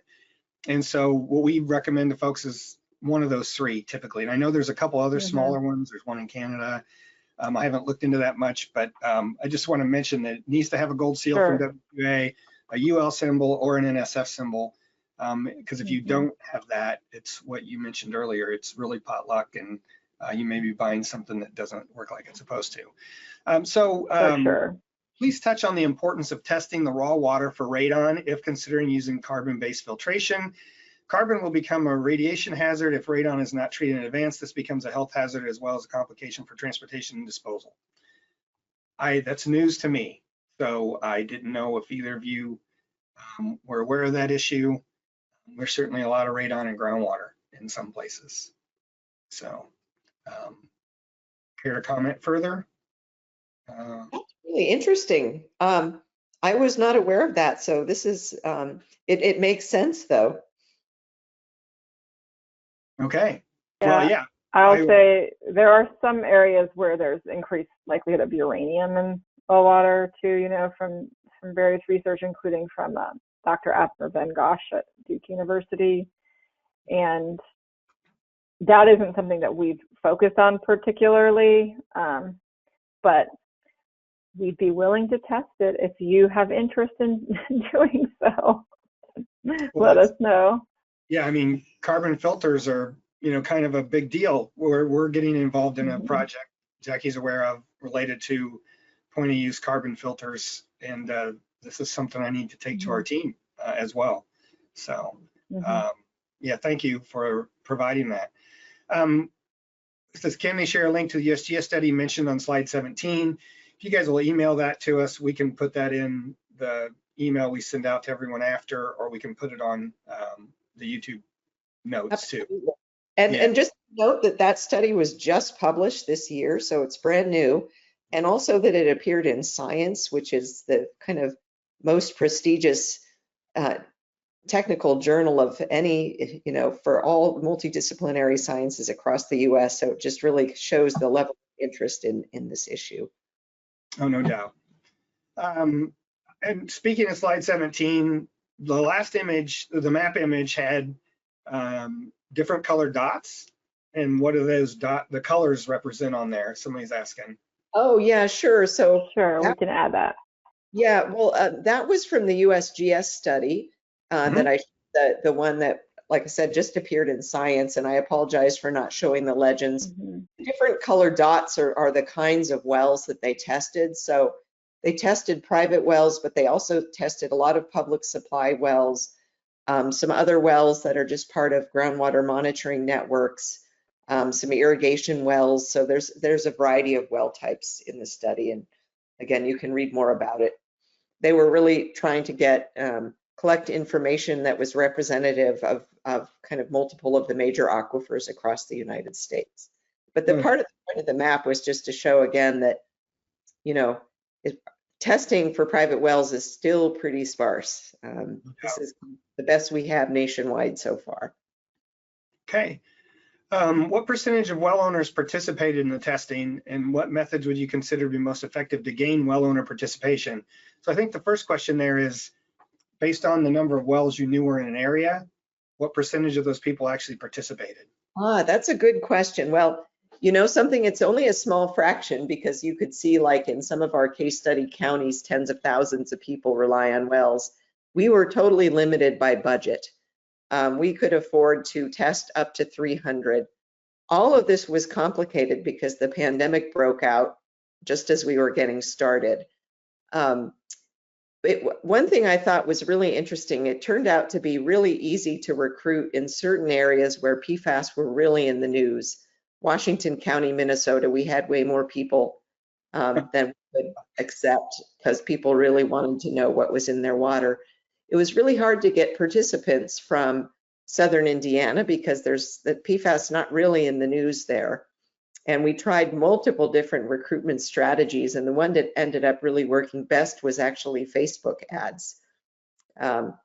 So yeah, I think it just really depended, the recruitment depended on how aware people were in advance. And also, again, like I said, Facebook tended to be our best recruitment strategy. In North Carolina, we used a different strategy. We worked with a group called American Indian Mothers that, believe it or not, the largest Native American population east of the Mississippi is in North Carolina, heavily concentrated in this county that's not far from the Chemours facility. So we worked with a group there that helped us recruit. That tends to be an area where if you're from outside a town, people might not trust you. So a variety of recruitment strategies. Yeah, and other thing that is interesting is during the same time when COVID first broke out, we were doing a similar study in Guatemala City, looking at PFAS and metals at the tap. And we were able to get the enrollment, the sample collection done in Guatemala City remotely and back to us in less than 6 weeks time. And it really showed there was an extreme appetite for being able to do this testing there, where people didn't have the opportunity to get this done typically. And so really having that awareness, and in Guatemala City, there was already this baseline level of wondering about water quality for people that were living there. So when we posited this as a potential opportunity, so many people jumped on it. We were already on a wait list very quickly. And so having that level of awareness or risk perception that there's concern for public, either municipal supplies or well water, is important in getting people to sign up for these voluntary types of studies. Awesome. Okay, so, and I paraphrase this, what doesn't the EPA still need to go through the regulatory revision process for PFAS, which they intend to do this fall and with a final rule next year? So, I mean, the question really is, aren't the 6 still in effect right now? That is a very good question. I don't know the answer to that. I mean, the rules were finalized, and so I don't really understand that the process of setting aside some of those rules because of the regulatory review process had already occurred. So, yeah. Again, I think that's actually right, that they still have to do the revision process, but I'd have to look it up. So, okay. And I think this person was just pointing that out. So, did the same lab analyze all of the samples, or were different labs used? We analyzed all of them at our laboratory at RTI International. Okay. And they were all via method 533 for PFAS. There's also another EPA method called 537.1, but 533 is more well used now. Sure. The next question says, did you control for well depth or geology? You mentioned, even the deep wells had PFAS, but did you do any analysis looking at different well depths at all, or? For our sample, we had so much missing information. Most people didn't know how deep their well was. Oh, no, sure, I get it. So we really weren't able to consider that. What we did in place of considering geology is we used a spatial regression approach that basically accounts for the fact that 2 wells that are in close proximity to each other are going to be more likely to have, similar characteristics and factors that might influence PFAS. So that would include the geology. Sure. I will say that in our machine learning studies, we did look at soil type, and that turned out to be a lot less important than distance from a source. Okay, cool. Okay, so you mentioned proximity to a Superfund site as a predictor of PFAS exposure. In northern Idaho, we have a Superfund site resulting from historic mining practices and the pollutant is heavy metals. Is your reference aimed at Superfund sites related to PFAS cleanup or Superfund sites in general? Jenny, you want to go ahead and take that one? Sure. Yeah, so if you know the Superfund site near where you live and it's particularly focused on inorganics like metals, what we are focused on where there were releases, and they include things like Superfund sites. It does not necessarily mean that is at the Superfund site near your house. That being said, there's materials out there for all Superfund sites. There's publicly available materials online, reports that are required with EPA, and you can read about that and see if there was any PFAS testing that was done to confirm that there wasn't PFAS at the site. And you can also look at the types of practices that were done to get an idea of whether there's additionally PFAS there. Great. And I will say the information about source locations, again, came from EPA. EPA has a PFAS analytic tools database, so that's another source of information if you're interested. Okay. Are PFAS used in CO2 injection and fracking sites, lubricants in the process? That's what I mentioned at the beginning here. Yeah, so the quick answer on that is that we don't have information on what is used because that's proprietary, but there is the potential for some PFAS in some of these materials, and there's publicly available information out there to suggest that there may be PFAS in some of these materials. For the overall process, it's pretty low volume. It seems like it would be if it is in fact used. And if you had interest and you had interest in your area, you can always reach out to an individual company. They're unlikely to give you that with it being proprietary information, but that's kind of the short answer. Okay. How useful is it to look at nearby public water supply results to determine risks of private wells? That is very useful, especially, right, if it's a public water supply well and they're using groundwater as a source, that could be very useful. If there's a concern about PFAS, well, actually even in surface water in your public supply, then, you know, and you are nearby and perhaps relying on water that's interconnected with the same water that is used to support the public system, then it's definitely worth having your well tested. Okay. I'm sure you have an answer for this. Have you considered on-site wastewater and septic systems as a possible source? We've seen many private wells in remote rural areas testing with low levels of PFAS with no known source other than their own neighboring on-site septic systems. Right. Yeah, that's a good question. And we have considered that. In our machine learning models, we controlled for septic system density and didn't find that, because these were in areas that were affected by major sources, septic system density was not an important variable. But again, you know, those are areas that are affected by chemical manufacturing facilities. So if you're in an area without any major sources, septic systems might be more of a concern. We didn't pick up a lot of that in our rural Indiana area, but there certainly are studies that have shown that septic systems can be a source of PFAS. Yeah, and then I'll additionally note that we have some additional research we're doing where we're looking at, it's called non-targeted testing of well water. So it's not using this specific method, EPA 533, where you're looking at these 25 compounds, but anything that's identifiable in the water.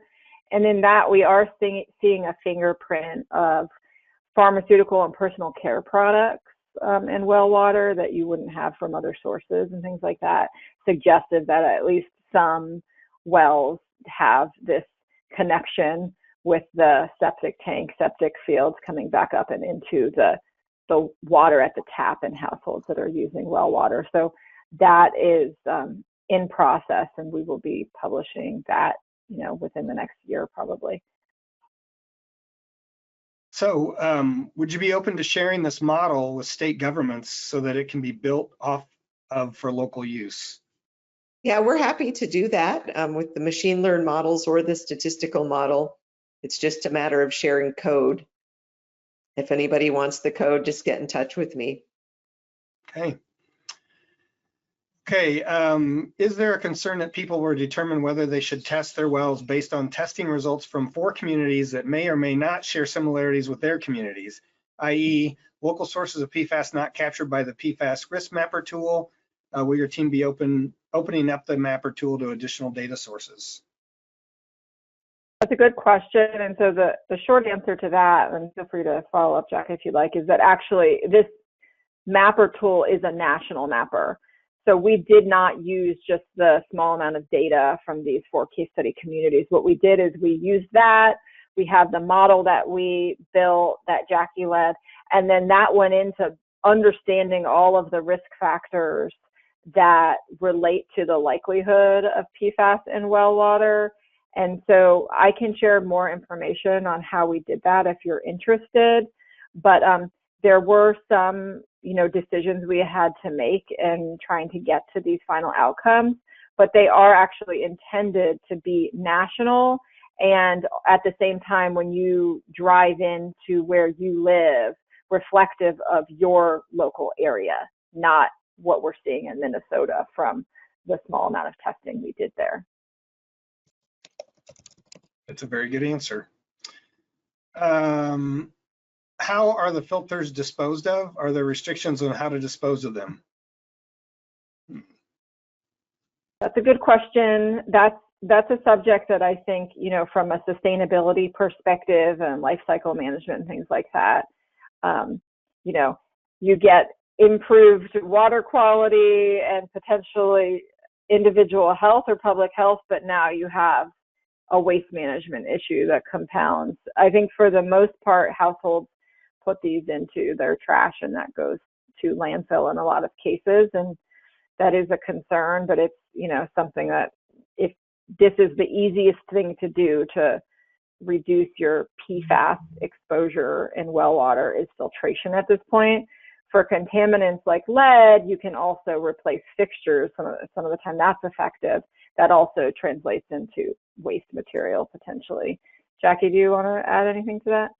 Yeah, I'd say, that's especially true for the activated carbon filters. For reverse osmosis, you also have the retentate that you have to dispose of, and that would go into your septic system or into your sewer system. Well, and the reality is now we're talking about this for PFAS, but RO and filters have been used for a long time. And so they've been removing PFAS all that time. We just weren't focusing on it. So yeah, it is really an issue. What are concerns with PFAS? Is it an accumulation issue or does any amount have negative effects? Well, Jenny probably knows more about this than me because she's really reviewed the most recent literature. But what we know is that even at low concentrations, some of these PFAS can have negative effects. And that's really reflected in the very, very low concentrations that were set for the drinking water standards, like 4 parts per trillion. That's like a drop of water in 20 Olympic swimming pools, roughly. So, low levels are definitely a concern. Yeah, and I'll just add that, PFAS can accumulate in the human body, like in the liver, in blood. And Jackie noted these are very small levels, but when you think about how hormones in the body, for example, can modify how you feel and act, and those are also at very low levels. PFAS, the research shows that these health effects can happen at those similarly low levels, and that's why we are focused on it at the part per trillion level, whereas for some other contaminants, you're focused on it at the part per billion or part per million level. So it takes larger amounts to get a potential effect. And as more data, studies, research continues, it's showing that PFAS cause these same sorts of effects at lower levels. Okay, so yeah, some of these questions I have not had a chance to review. But because I think, we've already talked about septic systems, unless you've read a paper that they're commenting about here that says there are studies, particularly in the Northeast, which link PFAS in well water to homeowner use of products and septic effluent. Can you comment? You've kind of answered that, I think. It certainly does. Unless someone wanted to say Yeah, something. I'll just note that back to the well depth issue, if you're having a shallower well, if you have an older well, there's probably things that we have not done because we didn't have enough data. But in my prior life as a person that helped drill wells too and check for contamination, there are certain things that would increase the likelihood of you having that septic effluent potentially getting into your well water. Certainly. And we're hoping to look at that with pharmaceutical personal care products and other things as well. Yeah, I mean, well depth matters if it's an old dug well, for sure. Mm-hmm. So, I was wondering if the speakers could speak to the pros and cons of point of entry filters versus point of use when you might select to use one or the other. I think you've already answered that as well. Mhm. Yeah, we kind of answered that. One thing that we didn't note was the potential issue of, like, if you have a whole house filter and you don't maintain that well, you might not just have microbial issues at your kitchen tap. You might have pipes throughout your house that require maintenance and have growth, which can become a pretty big issue. Yeah, and I know there's companies out there that promote point of entry, and what I tell well owners is you need to have a really good reason for point of entry. There's only a few things that you'd really want to use point of entry for. Most things like arsenic, it's not a dermal risk, even at 250 parts per billion. And that's from the Minnesota Health Department, not from me. So unless you have a really specific reason to use point of entry, the cost is probably tenfold to have point of entry, and not only the maintenance issues you mentioned and all the biofilm buildup and some of those things. So I've also had people tell me not to recommend any treatment to a homeowner because they work with homeowners and they see more treatment equipment that's not maintained and becomes a source of contamination than those that actually maintain it like they need to. So our message is always, if you're going to go into it, you have to go into it understanding you're going to maintain it based on the manufacturer's recommendations, or you could be causing other problems you're not aware of. So. And it might vary depending on where you live, because, for a whole house filter, when you're trying to maintain that and flushing that, if you're in an area where it's very dry, it's the desert, and you're like, oh, I don't want to flush that amount to not have bacteriological issues, that's a consideration as well. Sure. So they're asking about well types, drilled, jetted, dug, the construction. To me, there's a difference between well type and well construction. But Yeah, you don't have a lot of that. Yeah, like we asked people how deep their well was and when it was constructed. Most people didn't know the answers to those things. Yeah, no, it's always a problem. So EPA had adopted reference doses for PFOA, PFAS, PFHXS that are so sensitive that essentially any detection is a hazard. Well, actually, that's not quite true. If you look, for example, at our results from kind of our baseline site, Indiana, where 3% of wells, I think, were above PFOA or PFAS, but more of them had detectable PFAS, 15%, I believe. So there were just extremely low levels there. And I think the highest total level of PFAS there was about 10. Yeah, it's not quite true. The detection limits are now so low that, believe it or not, a good lab will have detection limits that are much lower than the standards. Yeah. You talked about under sink filters. What about refrigerator filters? Would those be effective in reducing exposure to PFAS? So Duke University had looked at some fridge filters versus under the sink activated carbon filters a few years ago.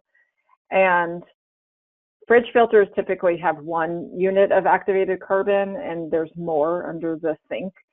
So we have data that suggests that in some cases we've seen PFAS in the untreated water, and then in the treated water and fridge filters that it's, non-detectable. But in the Duke study, the likelihood of it being non-detectable was higher and the under the sink filters, and some of the time it was still coming through the fridge filters, essentially because there's less of it. Also, though, it looks like a lot of people weren't maintaining or replacing their filters for a long time, so some of that might have been less available to pull things. But they also had some interesting findings that like it was working past what would be potentially the manufacturer specifications. But there's also this question of, if you wait too long, are you then pulling contaminants back out and it's going into the water?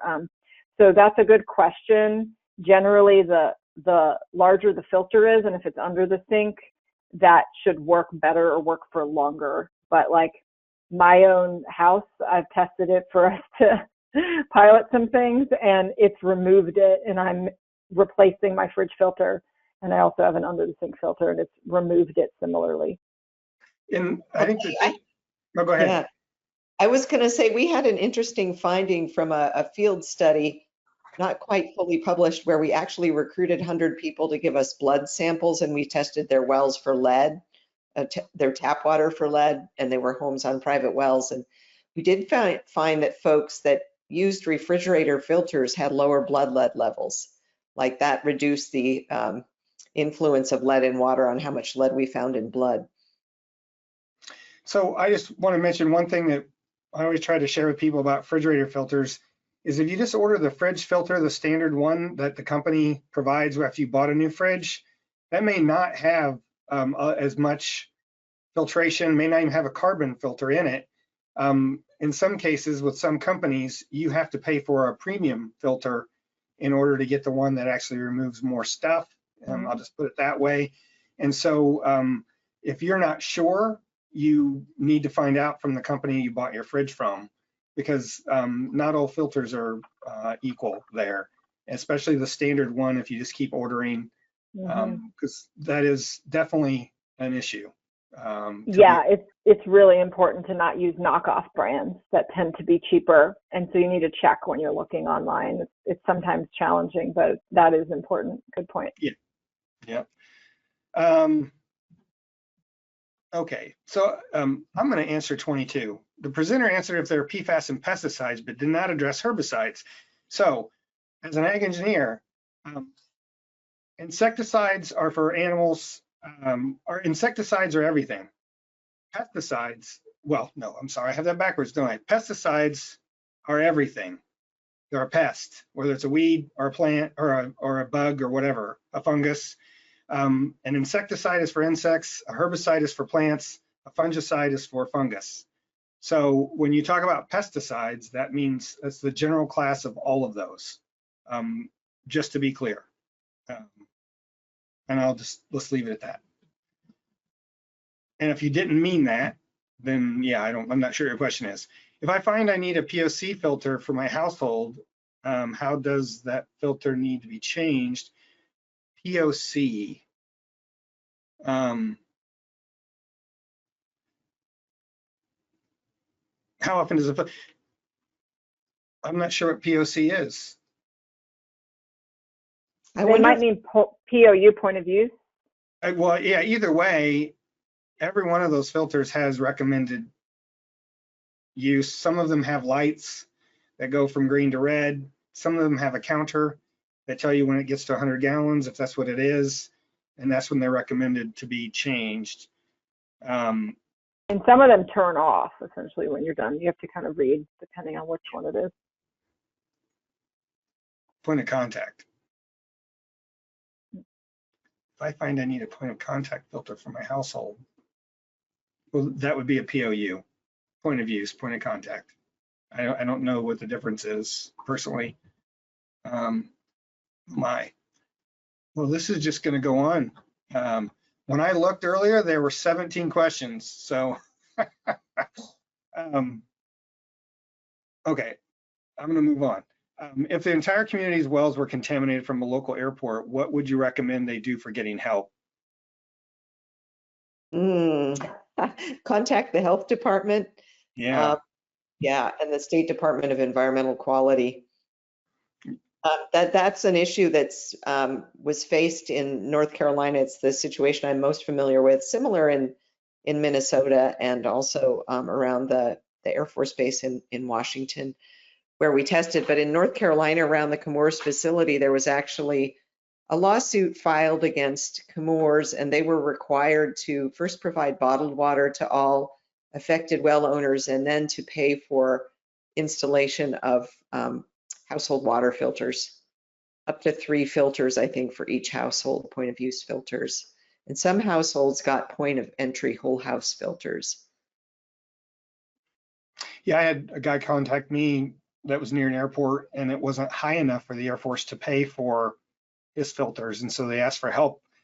That's a tough one, you know. Yeah. In the end, the standard came out in the meantime, and so then they went back and they actually did take care of them, which is great because it had been a real problem. I saw that you've developed risk prediction maps using AI models, and it seems like you're able to directly identify sources contributing to those conditions. We're currently studying PFAS distribution in South Central Kansas, where we suspect biosolids to be the primary source of contamination. Do you think similar AI-based modeling techniques could be applied to such a setting where the sources are more diffuse and less documented?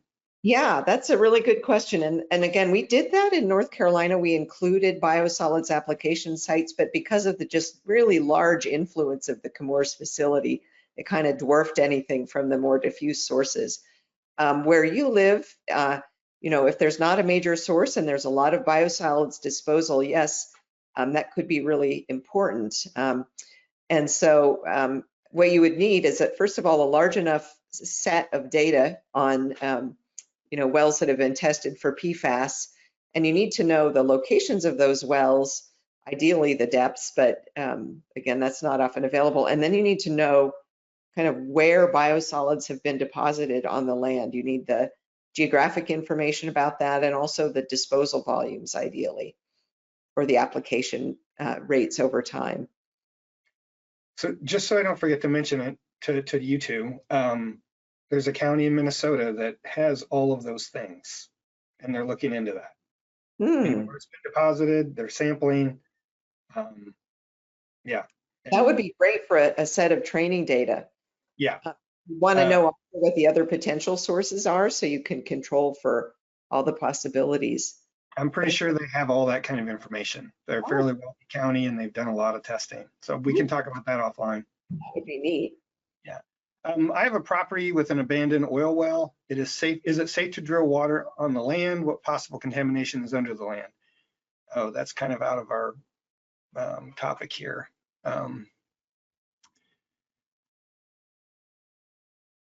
Yeah, I don't know. That's a very situational thing. Do we know who the company was? Was it abandoned? Because, yeah, that's not my area. So I'm not sure. Do either you want to take a stab at that, or? You mean the contaminated from a manufacturer Superfund site? Where do they get remediation help? I mean, in this 26. Oh, 26. I have no idea. Yeah, that's it's kind of beyond, or it's a little different topic. If a property or community has been contaminated from a manufacturer, Superfund site, etc., how would they seek remediation for the cleanup? I think we kind of talked about that before. It really takes political pressure. In North Carolina, it was really a lot of political pressure that kind of led to the settlement with Chemours eventually paying for people to get water filters. So yeah, it starts with you voicing your concern. Yeah. For Superfund sites. Oh, I'm sorry. Go ahead. Sorry, I can just note briefly, Stephen. For Superfund sites, there's a very specific process to consider if it gets on what's called a national priorities list and then classified as a Superfund site. And there's all of this precursor information, but it all starts with, you know, vocalizing concern and then garnering support. And as Jackie noted, your local and state officials and going from there. And this is off topic as well. I can try to find an answer to this because I don't know, but going back to the radon and water issue, making carbon a radiation hazard, since radon is a gas, shouldn't it bypass the filter, or are there any water filtration systems with carbon that can filter gases? Well, it's dissolved in the water, right? So it comes out whenever the pressure is released, when it comes out the tap. But as far as why it sticks to carbon, there's probably a better reason than, that I don't know, but I can find out. If this person will email us, I will see what I can find out from folks that know a little more about radon. Unless when you happen to know the answer, I don't, yeah. At what proximity to known sources were PFAS levels highest? At what distance did you see significant drop-off levels? Was that not a data point where you were able to determine? We do have that information, and that was part of our statistical models to figure out, what's the relationship between proximity and the amount of PFAS that you see in the water.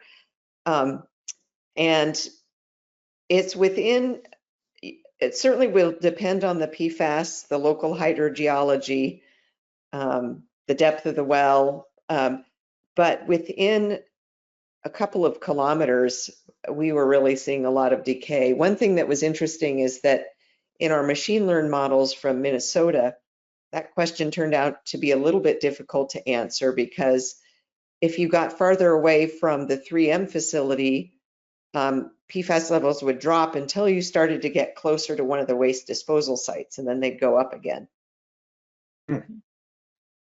Yeah, and that was one of the things we went over in the mapper section. There was a slide on the likelihood of a release based on these different source types we were looking at, and then the range. And so we tried to strike a balance between simplicity and granularity on that. So in general, there are data to suggest that some of these larger manufacturing facilities can extend out 10 kilometers, right? And so 10 kilometers was the range that we used for what we defined as larger PFAS source categories. And then the smallest range that we had was listed as 1 kilometer, and the medium facilities were at 5. So these were, somewhat subjective decisions, but based on the data that we're seeing. But if you're interested in any particular sites around where you live, then like in North Carolina, for example, which Jackie mentioned, there's additional delineation, geographically north, south, east, west from these known areas where you can kind of identify the full range of potential contamination from there. And then we're trying to add all of that up because we know there's various sources. And so what's the overall likelihood? I will say one thing that I really should have mentioned. In some facilities, including one that's the basis for the movie Dark Waters about the PFAS contamination issue in West Virginia, air deposition is really the most important way that PFAS gets into private wells, and air deposition can deposit PFAS for many kilometers away, can have a really large reach. And that was something that really was a surprise in North Carolina, is that the levels of PFAS that were being observed in private wells and the locations where they were being observed did not correspond well with what was predicted if you thought that PFAS were getting into wells just through PFAS disposal at the facility on the ground that then leaked into the groundwater. And it was our machine learning models that really figured out at first that, gee, it seems to be air deposition that's really driving this pattern. That's interesting. So the last question really is, so how can one determine if a canned or bottled water, whether carbonated or not, is filtered and what it is filtered for? That's all regulated to the Food and Drug Administration, not through the Safe Drinking Water Act. That came up when the whole bottled water issue was, it's probably been 15 years ago when that was the big hot button thing, because they were regulated differently. So I don't know if you guys, you'd have to talk to the company, right? In each individual case there. But But there is PFAS in beer, so I expect it. Yeah, so we have a recent study on the likelihood of PFAS in some beers that we tested, purchased from retail stores, and we looked at municipal water supplies in those areas. And it's possible. One, if you're a person that's buying bottled water, you should look on the label to see what it says. Is it treated, and how is it treated? Bottled water that's specified, it's bottled out to source, spring water, that sort of thing. That traditionally means it's not treated with activated carbon or reverse osmosis or whatever. And so if the source has PFAS in it, then it's likely in the bottled water.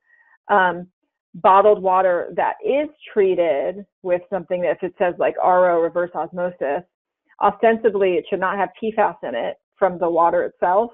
However, it is possible that the storage container ends up leaching some PFAS back into the water, especially if it's over a longer time, it's hotter conditions, if it's left out in the sun, that sort of thing. We did find in our Guatemala City study that households that were on municipal water supplies that did not have PFAS in them, and we tested those, similar households with the same water that used plastic water storage tanks sitting on roofs and in the sun did having PFAS in the water that people were drinking. And it was, essentially it could be from water bottle usage. There can be some hardening to kind of fluoridate the plastic so the water bottle lasts longer in these storage containers. PFAS can also be used and is as a processing agent in plastic production. And so there's not the intention of PFAS being in it, but it is possible that you would then have it at lower levels, even if water is being treated. But that's a good question, and that's something that could be considered further. Okay, well, we've come to the end of our questions. Thank you for staying long, and thanks again for participating today and sharing your results, especially those that aren't even published yet. Giving us a lot to think about, and I decided to hop on because I wanted to tell you that the one drawback to GoToWebinar is when I shut this off, I will lose both of you. So it's not like we can hang out afterward and I can say thank you then. So I wanted to make sure and do that now. So it's great to meet you, Jenny, and Jackie. It's always great to see you. I hope ASEP was good last week. And I know we're putting on another private well conference next May. Wonderful. We hope to see you there. And this is a great topic. And All go right. Illini. Yeah, go Illini. That's right. Yeah, things are looking up there. So, all right. Well, thank you both, and thanks for everyone who stayed on. And yeah, if anybody has questions, you know how to email us. We'll send out a notice here an hour after, I think, and I'll have an email address for us. If you have any other further questions, we can get them to Jenny and Jackie. And yeah, don't forget about your CEUs. So thank you. This was fun. I enjoyed it. So, all right, take care. Thanks a lot. Thank Bye. you.